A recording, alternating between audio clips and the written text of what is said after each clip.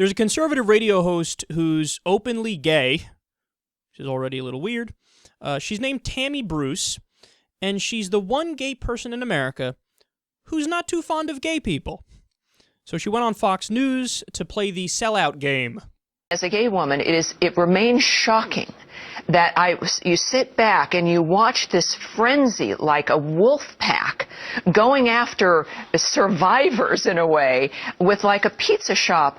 And if there's anyone in the world who should understand the vulnerability of being a minority, of being somebody that maybe others don't understand or relate to, the vulnerability about work and jobs and your own, be able to live your life as you see fit, it's the gay community. Exactly. And for them to turn, and this is for, as I say to every other gay person out there, especially young people, for you to turn into what we have been fighting against for generations. My activism began with ACT UP, which was a gay group dealing with AIDS issues in the 80s.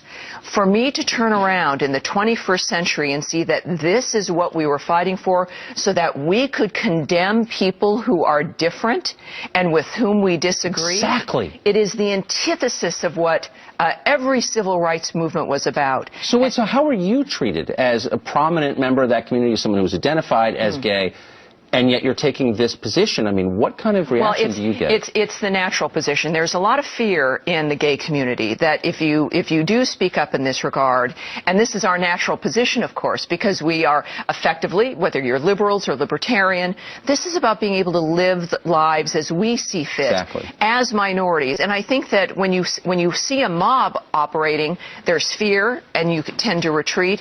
And we saw this with Chick-fil-A.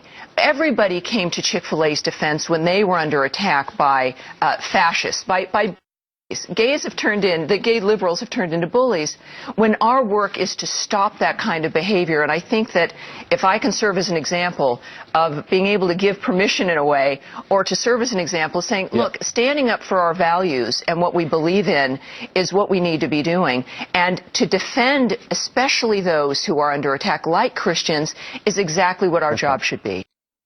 Oh, she's working double time for that paycheck. She can smell the $1 million contract. She's like, oh, yes, I'll sell out against my own. Fox, please, just give me money. And I, the gay person, will talk about how gays are fascist bullies and they're terrible and they're intolerant. Just pay me, please. What a joke this is, man. This is the oldest trick in the book, and it's so transparent nowadays. I don't know why they don't realize how silly they look when people try to flip it, right? That's the point. While the right wing is being fascist in their actions and how they treat gay people, what do? They go, oh, gay fascists. Would you look at that? Why are you guys being fascist bullies? The gays are bullying people? By wanting to be treated equally, they're bullying people. She said gays are being intolerant to minorities. And who did she say is the minorities? Christians. Christians make up 76% of the population in the United States. Most of the presidents in U.S. history have been Christian. I mean, the majority in virtually all the red states is Christian. The majority in probably every state is Christian. And she's like, well, we're under attack. I can't believe this. Christians just cannot get a fair shot in America. Yeah, and older white men also aren't getting a good shot, huh? No. The oldest Fox News trick is bring on a black person to attack black people. Bring on a liberal to attack liberals. Bring in a gay person to attack gay people. And they think it gives it more credibility. It doesn't give it more credibility. There's a difference between being tolerant and being tolerant of intolerance. And that's what they want us to be.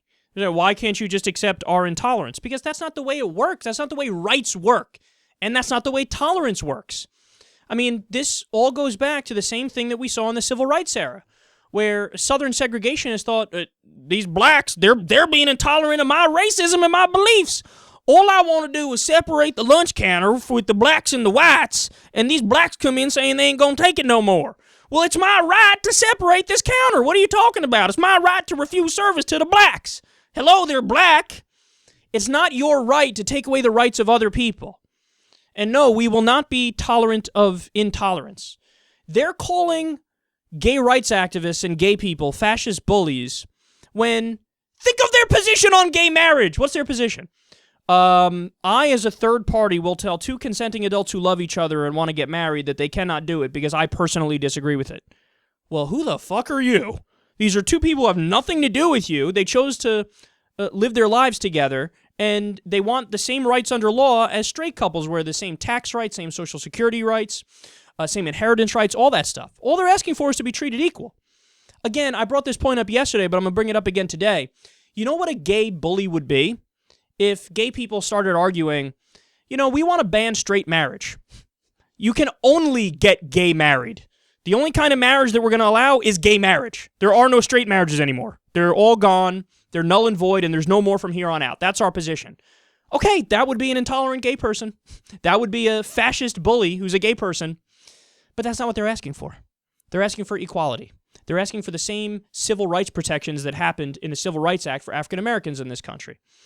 All they're asking for is you can't refuse them service solely based on their sexual orientation. That's no more extreme than saying you can't kick out people with red hair because you don't like people with red hair. You can't kick out people that have blue eyes because you don't like people with blue eyes. You can't kick out somebody because they rub you the wrong way with no rational basis. This has nothing to do with, if somebody comes in your store and they start knocking over shelves and they're acting a fool, of course you can kick them out. Nobody's saying you can't. All we're saying is you can't discriminate based on arbitrary reasons. That's it. So, again, their only trick at this late date, bring on gay people to attack gay people and flip the situation and act like gays and gay rights activists are intolerant as they're being intolerant.